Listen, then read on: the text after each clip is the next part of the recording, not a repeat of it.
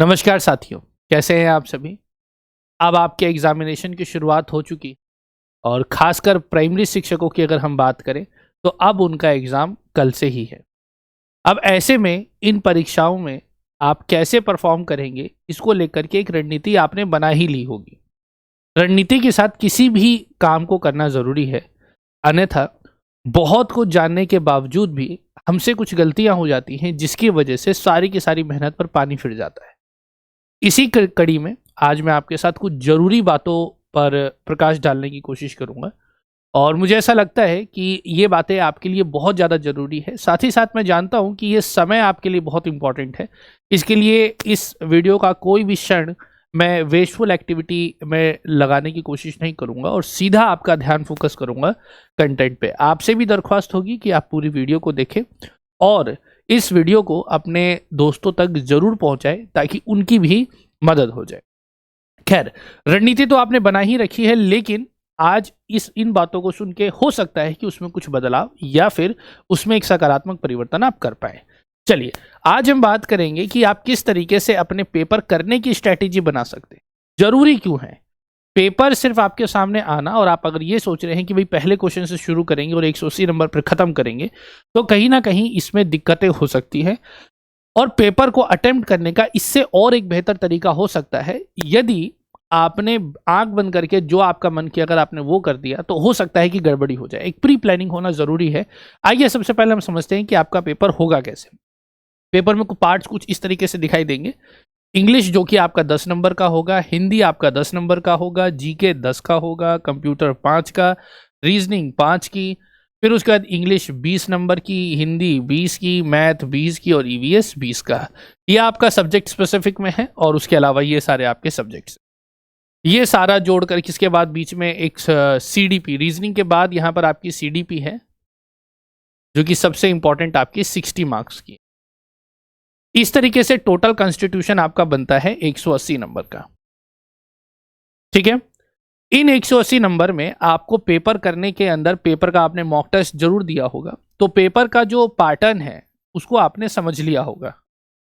Pattern यानी कि जो वेबसाइट है, जिस वेबसाइट पे आप काम करने वाले हैं, जिस पोर्टल पे आप काम करने वाले हैं, उसकी खासियत ये है कि आप सेक्शन को स्विच कर सकते हैं।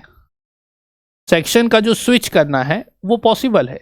You can switch to any section. आप पहले नंबर पे इस सेक्शन को करना चाहते हैं, आप इसको करना चाहते हैं, आप इसको करना चाहते हैं, कभी भी किसी भी समय पे रैंडम आप किसी भी सेक्शन पर स्विच कर सकते हैं। तो क्या इसका बेनिफिट आपको उठाना चाहिए? तो मुझे लगता है बिल्कुल उठाना चाहिए। पेपर में आपके पास टोटल 180 प्रश्न हैं, 180 एमसीक्यू हैं और आपके पास 180 मिनट हैं। यानी कि कायदे से कहा जाए तो एक क्वेश्चन के लिए आपके पास 1 मिनट का समय है। लेकिन सिर्फ इस तरीके से सोच लेना शायद गलत होगा। और पिछले कुछ पेपर से आपने रिव्यूज़ में ये समझ ही गए होंगे कि पेपर के अंदर समय प्रचुर है और हर एक व्यक्ति पेपर के अंत में अपना समय बचा ले रहा है।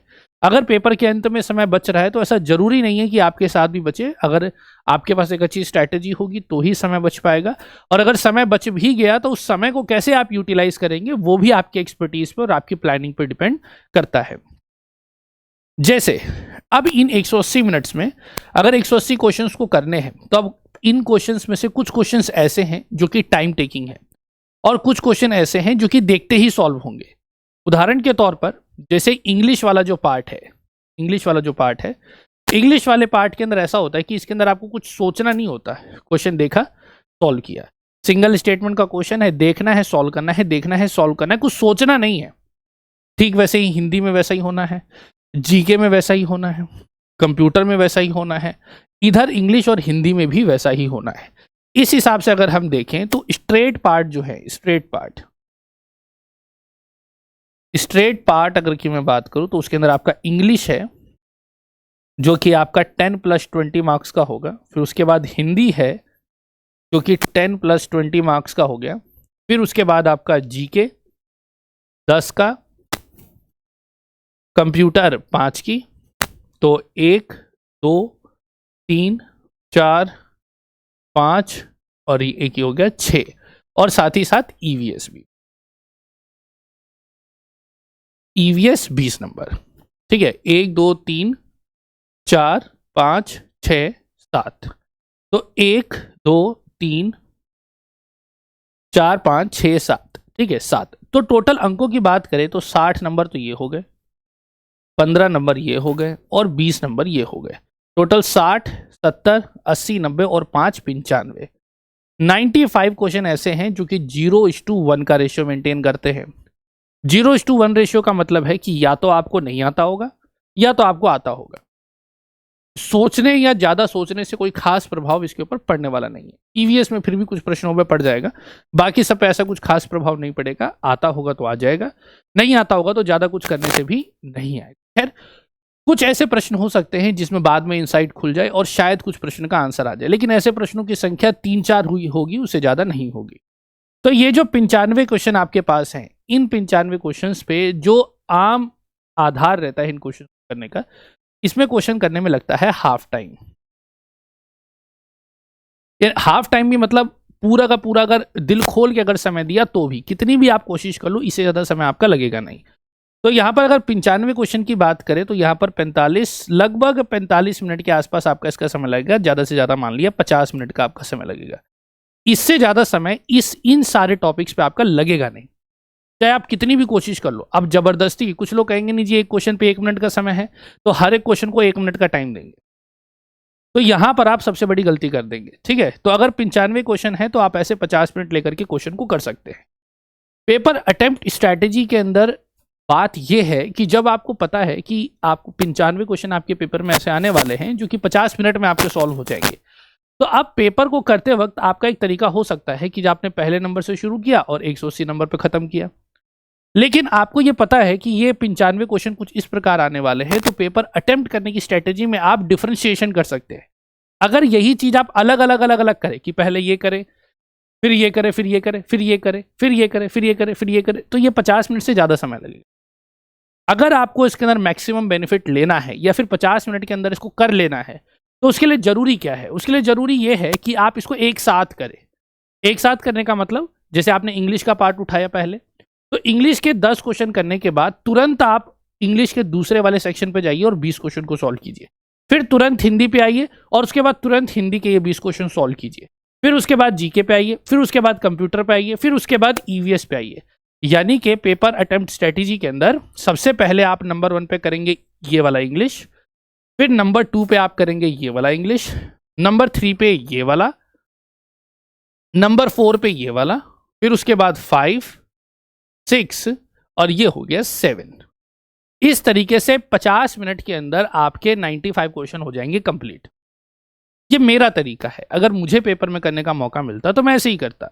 आप सीक्वेंस अपनी सहूलियत के अनुसार अदल बदल कर सकते हैं, लेकिन मुद्दा यह है कि जिस प्रश्न में सोचने का समय नहीं है या फिर सोचने की जरूरत ही नहीं है, उसको अगर आप पहले करें तो ज्यादा बेटर है। क्यों? क्योंकि नॉलेज बेस्ड क्वेश्चन है। सोचने के लिए दिमाग का एक्टिवेट होना जरूरी है और सोचने के लिए समय चाहिए। और यदि पेपर करते वक्त आपको ऐसा महसूस हो रहा है कि भाई अगर मैं अभी सोचूंगा तो मेरा पेपर छूट सकता है, तो आपके सोचने पर भी क्या बैरियर लग जाएगा।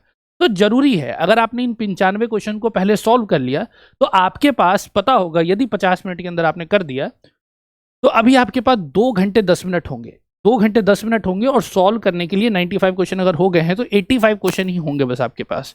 तो 85 क्वेश्चन जब आपके पास हैं तो आपको पता होगा यार 85 क्वेश्चन है और मेरे पास टाइम है 130 मिनट। तो 130 मिनट अच्छा खासा समय है, तो मैं सोच सकता हूं। क्यों? क्योंकि आपने पेपर का एक बहुत बड़ा हिस्सा कंप्लीट कर लिया है। वहीं दूसरी तरफ अगर आप लाइन से करेंगे, लाइन से करते वक्त जैसे कि आप ये सारा यहां तक करते करते आप रीजनिंग पे आ गए, तो रीजनिंग पे क्वेश्चन करते वक्त यदि उस क्वेश्चन पे थोड़ा ज्यादा समय क्वेश्चन डिमांड कर रहा है तो आप कतराएंगे। आप सोचेंगे यार अगर इधर ज्यादा टाइम दे दिया तो पता नहीं आगे हो पाएगा कि नहीं हो पाएगा, just because of the lack of planning. और इसके पीछे अभी एक 80 लगभग 85 क्वेश्चन आपके पास पड़े हुए हैं, तो आपको डर लगेगा कि भैया पता नहीं ये हो पाएगा या नहीं हो पाएगा। 80 भी नहीं, इसके बाद 60 80 और 60 140 क्वेश्चन पड़े हैं, तो दिक्कत तो होगी, ऑब्वियस सी बात है। लेकिन अगर आप इस तरीके से प्लानिंग करके चलेंगे तो पहले पार्ट को पहले कंप्लीट करके आप साइड कर दो। जब ये सारी चीजें हो गई तो अब आपके पास बचेगा क्या? अब आपके पास बचेगा सीडीपी, रीजनिंग और मैथ, यही सब्जेक्ट बचेंगे। ठीक है, सीडीपी आपका 60 नंबर का है, रीजनिंग आपका 5 नंबर का है और मैथ आपका 20 नंबर का है। किसी भी पेपर में मैथ आपका सबसे ज्यादा नंबर, सबसे ज्यादा टाइम खाता है। ये दोनों जो है सबसे ज्यादा टाइम कंज्यूमिंग, और ये वाला जो पार्ट है वो थॉट कंज्यूमिंग है। थॉट कंज्यूमिंग, इसमें आपको सोचने में समय लगेगा और इसमें आपको क्वेश्चन को सॉल्व करने में समय लगेगा। लेकिन ऐसा हर एक प्रश्न के साथ नहीं होगा। यहां पर 60 के 60 प्रश्नों में सोचने की जरूरत नहीं पड़ेगी। आपने लिमिटेड डिपार्टमेंटल एग्जाम के क्वेश्चन पेपर को सॉल्व किया होगा, आपने देखा होगा कि 50% से ज्यादा प्रश्न ऐसे हैं जहां पर आपको सोचने की जरूरत ही नहीं है और आप देख के क्वेश्चन को सॉल्व कर पा रहे हैं। वहीं कुछ प्रश्न ऐसे हैं जहां पर एक प्रश्न को आपको 2-2, 3-3 बार पढ़ना पड़ रहा है। तो ऐसी स्थिति में, क्योंकि हमने पेपर को किया है, हमने पेपर को जाना है, समझा है, तो हम जानते हैं कि सीडीपी के पेपर में 60 मिनट्स का अगर मेरे को समय मिला है तो मेरे को 60 मिनट पूरा का पूरा अच्छे तरीके से इसके ऊपर इस्तेमाल करना चाहिए। करना चाहिए का क्या मतलब कि 60 मिनट का मतलब ये है कि भाई मैं ये नहीं सोचूंगा कि भाई ये 60 क्वेश्चन को मैं 30 मिनट में सॉल्व कर दूं। नहीं, मैं नहीं सोचूंगा। 60 को मैं 60 मिनट ही दूंगा, और 60 मिनट का मतलब ये है कि पूरे सेक्शन को मेरे को 60 मिनट देना है और टेंशन फ्री होकर के काम करना है। और यकीन मानिए 60 मिनट इसके लिए सफिशियंट होगा। अब आपको करना क्या है, जब आपने पहला क्वेश्चन सॉल्व किया, हो सकता है कि वो 10 सेकंड में सॉल्व हो जाए। दूसरा क्वेश्चन किया, हो सकता है वो 15 सेकंड में सॉल्व हो जाए। तीसरा क्वेश्चन किया, अगर वो बड़ा क्वेश्चन है तो आपको डरना नहीं है, क्योंकि 1 मिनट तो वैसे भी आपको क्वेश्चन में मिला हुआ है। और पिछले 2 क्वेश्चन क्योंकि आपने बहुत तेजी से किए हैं तो लगभग 1 मिनट, 1-1.25 मिनट आपने उससे भी बचा लिया है। तो आप सोच सकते हैं कि भाई इस क्वेश्चन में अगर मेरे 2 मिनट भी लग जाएं तो मेरा नुकसान नहीं। इससे क्या होगा, एक कॉन्फिडेंस बढ़ेगा। आपको पता है कि पेपर का एक बहुत बड़ा हिस्सा आपने ऑलरेडी कंप्लीट कर लिया है, तो यहां पर अगर आप 1 मिनट सोचने का समय लगा देंगे, आगे का चित्र क्लियर है, तो दिमाग में स्ट्रेस क्रिएट नहीं होगा। पूरा का पूरा पेपर स्ट्रेस का गेम है। जहां स्ट्रेस क्रिएट होना शुरू हो जाएगा, सोचने की शक्ति कमजोर हो जाएगी, और सोचने की शक्ति कमजोर हुई तो सब खत्म। कुछ लोग कहते हैं सर जी सीडीपी पहले कर लेते हैं। सीडीपी पहले करने का आपको मेरे हिसाब से नुकसान हो सकता है। आपकी स्ट्रेटेजी के अनुसार आप उसको चूज कर सकते हैं, क्योंकि सीडीपी एक सोचने वाला विषय है। यदि आप इसको पहले सॉल्व कर लेते हैं और यदि किसी भी प्रश्न में सोचने की बात आती है तो आप उससे कतराएंगे, क्योंकि आपको लगेगा कि यहां पर अगर मैं सोचूंगा तो आगे पूरा पेपर पड़ा है, तो पता नहीं वो हो पाएगा या नहीं हो पाएगा। तो ये जो टेंशन है वो आपके सोचने की शक्ति को प्रभावित करेगी और यहां पर आपकी एफिशिएंसी को खराब करेगी। सीडीपी में अगर आप सब कुछ करके, मान लीजिए कि आपने सोच के अभी आपके पास 1 घंटा 30 मिनट है, यानी कि लगभग 120-130 मिनट है आपके पास। सो 130 मिनट में से अगर 60 मिनट आपने इधर दे भी दिए तो अभी भी आपके पास 70 मिनट्स का समय बचा हुआ है। ठीक है, और 70 मिनट का समय सिर्फ और सिर्फ रीजनिंग और मैथ करने को दिया हुआ है। तो अब इसका मतलब ये नहीं कि 70 के 70 मिनट आप इन दोनों को दे देंगे। इसके ऊपर भी आप अपना फिक्स टाइम दीजिए। फिक्स टाइम करने का मतलब है, रीजनिंग के 5 क्वेश्चन है तो आप 10 मिनट में ये 2-2 मिनट दे दो उसको। वैसे तो 10 इतने भी नहीं लगेंगे, इससे कम ही लगेगा, लेकिन 10 मिनट दे दो। 20 क्वेश्चन है तो 40 मिनट आप इसको दे दो। ठीक है, 40 मिनट का ये मतलब नहीं कि आप पूरे क्वेश्चन को सॉल्व करोगे। मैथ और रीजनिंग के अंदर, मैथ्स देखो, रीजनिंग में तो चुनिंदा टॉपिक्स हैं तो आपके सारे क्वेश्चन हो ही जाएंगे। मैथ्स में भी सारे क्वेश्चन हो जाने चाहिए, लेकिन फिर भी अनसर्टेनिटी का नहीं पता, 21 तारीख का नहीं पता, कैसा पेपर आएगा वो हम कह नहीं सकते। ऐसी स्थिति में जब 20 नंबर का जो आपका पेपर है तो आपकी स्ट्रैटेजी क्या होनी चाहिए। जब पिछले कुछ पेपर जैसे DSSB का पेपर हुआ था तो उसको देख करके मेरी खुद की पर्सनल इसके अंदर जो मैंने फाइंड आउट किया था वो क्या था कि भाई कई बार हम क्या करते हैं, बस सेट उठाते हैं और पहले क्वेश्चन से करना चालू कर देते हैं। पहला क्वेश्चन किया, दूसरा क्वेश्चन किया, और तीसरा क्वेश्चन क्या है, मैथ में दिल लगाने की बहुत बुरी आदत है। जैसे ही लगा कि भाई ये क्वेश्चन नहीं सॉल्व हो रहा तो लगता है यार इसको कुछ भी करके पाना है, कुछ भी करना है लेकिन इसको पाना है। तो बस लगे रहते हैं और समय खराब करते हैं। अंत में वो होता भी नहीं, और गलती से हो भी जाता है तो ऐसा प्यार पाने में कोई फायदा भी नहीं है जो प्यार आपसे प्यार करता ही नहीं। तो ऐसे में यहां पर नुकसान हो जाता है। तो करना क्या है कि मैथ के अंदर जब आपको मैथ का सेट करने का मौका मिले तो सबसे पहले 20 के 20 क्वेश्चन आप देख लो। 20 के 20 क्वेश्चन आप देख लो, और अभी आगे बहुत इंपॉर्टेंट चीजें रह रही हैं, सिर्फ ये छोड़ के मत चले जाना। अभी फ्लैग के बारे में बताऊंगा, उसका भी इंपॉर्टेंट यूज है। तो 20 के 20 क्वेश्चन को पहले देख लो कि कौन कौन से टॉपिक है। आपने प्रिपरेशन करते वक्त आपको पता होगा कि आप कितने पानी में हैं, कौन सी चीज आप बहुत मजबूती से कर सकते हैं, किसमें आपका समय लगता है, कौन आपके लिए आसान है, सब जानते हैं आप। तो 20 क्वेश्चन को फटाफट क्लिक क्लिक क्लिक करके देखो, मुश्किल से 1 मिनट का समय भी नहीं लगेगा और आप 20 क्वेश्चन देख लेंगे। और उस 20 क्वेश्चन को देखने के बाद आप मार्क कर लो कि भाई कौन कौन से क्वेश्चन आपको पहले सॉल्व करने हैं।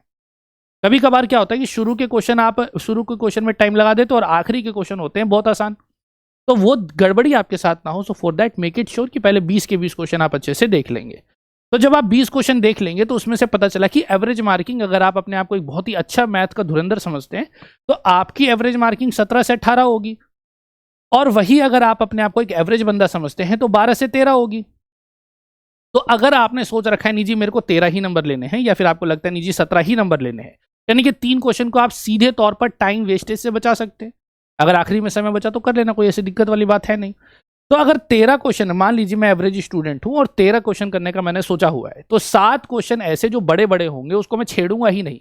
और नहीं छेड़ने का मतलब है कि 7 क्वेश्चन अगर मैंने नहीं किए तो 7 × 2 यानी कि 14 मिनट का समय भी मेरे पास एक्स्ट्रा बच गया दिए हुए समय से। तो 14 मिनट का समय मैं उन क्वेश्चंस पे लगा सकता हूं जिसपे मैं कॉन्फिडेंट हूं। तो बजाय इसके कि मैं टाइम वेस्ट कर रहा हूं, इसके बजाय मैं क्या कर रहा हूं, उसको यूटिलाइज कर रहा हूं। और आखिरी में जब मेरे पास समय बचेगा तो मैं उस क्वेश्चन पे भी जरूर दिमाग लगाने की कोशिश करूंगा, अगर मेरे पास समय बचा तो। नहीं तो मैथ का 1 नंबर लाने के चक्कर में अगर बाकी के मेरे 5 क्वेश्चन जिसको मैं सही कर सकता हूं अगर वो गलत हो गए तो भैया बहुत दिक्कत हो जाएगी। ठीक है, तो ऐसा करके मैंने किसी तरीके से यहां पर समय बचा लिया और 50 मिनट में अपने काम को मैंने कर लिया। करने के बाद 50 चले गए इसमें से, तो आखिरी में मेरे पास बचेगा 20 मिनट, जो कि एवरेज सेविंग टाइम है। अधिकतर लोग आधा घंटा तो बचा ही ले रहे हैं, तो 10 से आधा घंटा बचेगा। अगर आपने प्लान से काम नहीं किया तो हो सकता है कि आपका पेपर सॉल्व भी ना हो। अब हम आते हैं, अच्छा, और ये बात उन लोगों की हो रही है जो पेपर को सीरियसली अटेम्प्ट करेंगे। अगर आप पेपर को सीरियसली अटेम्प्ट नहीं करने वाले तो ऐसे में इस चीज़ का कोई फायदा आपको होना नहीं है। आइए, अब उससे भी जरूरी चीज, ये तो स्ट्रैटेजी क्लियर हो गई, आप पेपर करते वक्त कैसे उसमें दिए गए टूल्स का आप बेहतर इस्तेमाल कर सकते हैं। तो सबसे पहले ऑल अटेम्प्ट, जो जैसे क्वेश्चन को अटेम्प्ट करने की स्ट्रैटेजी का सीक्वेंस, तो वो क्लियर हो गया कि आप सीक्वेंस कैसे बनाएंगे। आप अपने हिसाब से सीक्वेंस बनाइए और उसके बाद काम कीजिए। ओके, फिर आता है नंबर 2, सबसे जरूरी, वो है यूजिंग फ्लैग। आपको पता है कि आपके पेपर में नेगेटिव मार्किंग नहीं है। अगर नेगेटिव मार्किंग नहीं है तो सीधे तौर पर वो आपको कह रहे हैं कि आप 100% क्वेश्चन को अटेम्प्ट करो, 100% अटेम्प्ट करना है, 100% अटेम्प्ट करना है। ठीक है, तो अब आप 100% अटेम्प्ट करने को कैसे देखते हैं। कुछ लोग सोचेंगे जी क्या करेंगे, पेपर को सॉल्व करेंगे और सारे क्वेश्चन करेंगे, जो जो नहीं आता होगा उसको छोड़ देंगे। छोड़ने की वजह से वो रेड दिखाई देगा, लाल रंग का दिखाई देगा, और बाद में जब टाइम बचेगा तो उन क्वेश्चन को सॉल्व करेंगे। जैसे कि आपने अभी हमने बातचीत करी तो हमारे पास 20 मिनट का समय बच रहा है। मान लीजिए पूरे पेपर को करते वक्त ऐसे लाल लाल छोड़ते छोड़ते मान लीजिए आपने 50 क्वेश्चन छोड़ दिए, 50 क्वेश्चंस छोड़ दिए कि भाई 50 क्वेश्चंस को बाद में करेंगे, और आखिरी में खुदा ना खास्ता अगर आपके पास समय बचा ही नहीं तो ये तो 50 के 50 नंबर गए आपके। तो अपने दिमाग से ये चीज बिल्कुल निकाल देना कि भैया हम तो जो क्वेश्चन नहीं आ रहा होगा उसको हम छोड़ते हुए चलेंगे। अब आप कहोगे नहीं छोड़ के नहीं चलेंगे तो क्या करेंगे, अटेम्प्ट करेंगे। तो आपने क्या कर दिया, सारे क्वेश्चन अटेम्प्ट कर दिए, क्योंकि आपको लगता है भी पता नहीं आखिरी में समय बचेगा ना बचेगा, तो जो है करते चलो। आपने पूरा पेपर कर डाला। पूरा पेपर करने के बाद आपके पास आखिरी में 20 मिनट बच गए। तो अब आप सोच रहे हो यार 20 मिनट बच गए तो जो नहीं आता वो करते हैं, लेकिन जो नहीं आता वो है कहाँ। आपको तो पता ही नहीं है कि जो क्वेश्चन आपको नहीं आता वो क्वेश्चन है कहाँ, क्योंकि आपने सारे क्वेश्चन अटेम्प्ट कर दिए। तो ऐसे में आपको इस पोर्टल ने ही सुविधा दे रखी है फ्लैग की। पहली बात ये समझ लेना कि फ्लैग लगाने या ना लगाने से आपके नंबर पे कोई प्रभाव नहीं पड़ेगा। अगर आपने ग्रीन कर रखा है और फ्लैग लगा रखा है तो नंबर जुड़ेंगे, अगर आपने रेड कर रखा है और फ्लैग लगा रखा है तो आपके नंबर नहीं जुड़ेंगे। फ्लैग बस और बस क्या है, एक सिंबलाइज करता है, बताता है कि आपने उसके ऊपर फ्लैग लगा रखा है, यानी कि आपको पता चल जाएगा कि भाई ये यहां पे कुछ मैंने किया है। और फ्लैग का कोई रोल नहीं है, तो कंफ्यूज नहीं होना है। तो अब आप इस फ्लैग का इस्तेमाल कैसे कर सकते हैं। सबसे पहली चीज, आप ऑल क्वेश्चन को अटेम्प्ट करें, ऑल क्वेश्चन अटेम्प्ट करें, जो आता है करें, जो नहीं आता है उस पर तुक्का लगाएं। तुक्का लगाने के क्या तरीके हैं वो आप बेहतर तरीके से जानते हैं, किस तरीके से किस ऑप्शन को छोड़ के कौन सा ऑप्शन आपको लगाना चाहिए ये आप बहुत बेहतर तरीके से जानते हैं। जैसे जीके है, जीके में एवरेज मार्किंग 3 आ रही है, 3 या 4 नंबर आपके आ जाएंगे, यानी कि इतना आपको कंफर्म आता होगा। उसके बाद 6 क्वेश्चन को क्या करेंगे, 6 क्वेश्चन छोड़ेंगे थोड़ी, 6 क्वेश्चन को लगाओ, और उन 6 क्वेश्चन को रिविजिट करने का भी कोई खास फायदा है नहीं। क्यों? क्योंकि वो क्वेश्चन को आप जानते ही नहीं होंगे। लेकिन कभी कभार ऐसा होता है कि हमारी इंसाइट बाद में जग जाती है, या फिर हम बीच में कोई क्वेश्चन सॉल्व करते हैं, उससे हमारे पुराने वाले क्वेश्चन की यादें ताजा हो जाती हैं और हमको वो एकदम से याद आ जाता है। तो ऐसी स्थिति में आप पहली बार सारे क्वेश्चन को अटेम्प्ट करके चलो, कोई भी क्वेश्चन छोड़ो मत। और जिस जिस क्वेश्चन में दिक्कत आ रही है, आपको लग रहा है नहीं ये क्वेश्चन को दोबारा विजिट करना चाहिए, तो वहां पर आप फ्लैग लगा दो।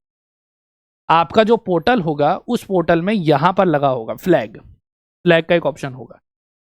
आंसर को अटेम्प्ट करके फिर फ्लैग लगा करके नेक्स्ट करो। इससे होगा क्या कि जब आपका एग्जाम खत्म हो जाएगा और 20 मिनट आखिरी में बचेंगे तो आपके पास चूज करने के लिए वेस्ट नहीं होगा टाइम। आप तुरंत पार्ट पे जाएंगे, किसी भी पार्ट सेक्शन पे क्लिक करेंगे, जैसे ही सेक्शन पे क्लिक करेंगे इधर पैलेट खुल जाएगा और सारे हरे होंगे, लेकिन कहीं कहीं फ्लैग लगा होगा। जिस पार्ट में फ्लैग लगा है डायरेक्ट फ्लैग के क्वेश्चन पे जाओ, देखो, अगर दिमाग लगा पा रहे हो तो ठीक, नहीं तो दूसरा फ्लैग देखो, तीसरा फ्लैग देखो। जिस भी पार्ट में आपके सही होने के ज्यादा चांसेस है उन पार्ट को आप पकड़िए और अपने नंबर को सिक्योर कीजिए। ठीक है, ये सबसे जरूरी चीज है, इसको आप छोड़ना मत। टाइम को मैनेज करना मैंने आपको बता दिया। स्किप करना कई बार, स्किप करने का मतलब यह है क्वेश्चन को छोड़ना, और इस पेपर के लिहाज से मतलब यह है उस पर एक्स्ट्रा टाइम ना देना। और यहाँ पे स्किप करने का मतलब ये नहीं कि उस क्वेश्चन का आप आंसर नहीं करेंगे, उस क्वेश्चन का आंसर तो आपको करना ही है। स्किप करने का मतलब ये है कि आप जरूरत से ज्यादा समय किसी को भी ना दें। मैथ में तो बिल्कुल भी ना दें, इसलिए मैथ को आखिरी में दिया है कि हो पाए तो ठीक, नहीं हो पाए तो कोई दिक्कत नहीं है। ठीक है, क्योंकि उस लेवल तक आपको समझ में आ जाएगा कि आपका पेपर आपने कैसे किया है, क्योंकि सबसे आखिरी में वही है। तो या तो इस पार या तो उस पार, तो जैसे भी आपका समय बचे आप कर सकते हैं। खैर, सोचने के ही लिहाज से कहीं पर भी आपको समय की कमी महसूस नहीं होगी, ऐसा मैंने इस शेड्यूल के अंदर कोशिश करी है आपको जताने की। क्वेश्चन को स्किप करने का मतलब है जरूरत से ज्यादा समय किसी को नहीं देना है, करो और आगे निकलो। क्यों? क्योंकि इससे क्या होगा, अगर आपने एक क्वेश्चन को ज्यादा समय दे दिया तो आगे 5 क्वेश्चन हैम्पर हो जाएंगे, सोचने की शक्ति खराब होगी। और आखिरी में मैं आपको एक बात और बता देता हूं कि यहां पर मैंने जितनी भी बातें करी हैं आपको सुनने में अच्छी लगी होंगी, लेकिन जब आप पेपर करेंगे ना तो उस समय हो सकता है कि आप इन सब चीजों को काबू ना कर पाए, क्योंकि उस समय आपको लगे यार छोड़ो दुनियादारी की बातें, जो है फटाफट करो। हो सकता है सही भी हो जाए, हो सकता है बैकफायर भी हो जाए। तो जो भी बात मैंने कही उसको आप सोचना, मेरी बातों को रटना मत। बहुत बड़ी प्रॉब्लम है ये, रटना मत इस चीज को। जो मैंने बताया उसके हिसाब से आप अपनी प्लानिंग बनाना, और अगर वो प्लानिंग आपके अनुसार सेट हो गई तो देखना पेपर में आपको बहुत फायदा होगा, और पेपर के बाद आप याद करेंगे कि यस ऐसा काम किया तो बेनिफिट हुआ। तो I hope the point is clear. आप इसी हिसाब से अपनी स्ट्रैटेजी बनाइए। मेंटल स्टैटिस्टिक्स परिवार की तरफ से आप सभी को आपकी परीक्षाओं की हार्दिक शुभकामनाएं। मुझे विश्वास है कि आप बेहतर से बेहतर प्रदर्शन करेंगे और इस समय अपने उन सभी सपनों को पूरा करेंगे जिसके लिए आपने पिछले 4-5 सालों से इंतजार किया है। तो mental statistics wishes you all the best, take care, good luck, keep come with flying colours. Review करेंगे हम एग्जाम का। That's all. See you next one. Share this video, like this video if you get something good about today. Thank you all. See you next one. Bye bye.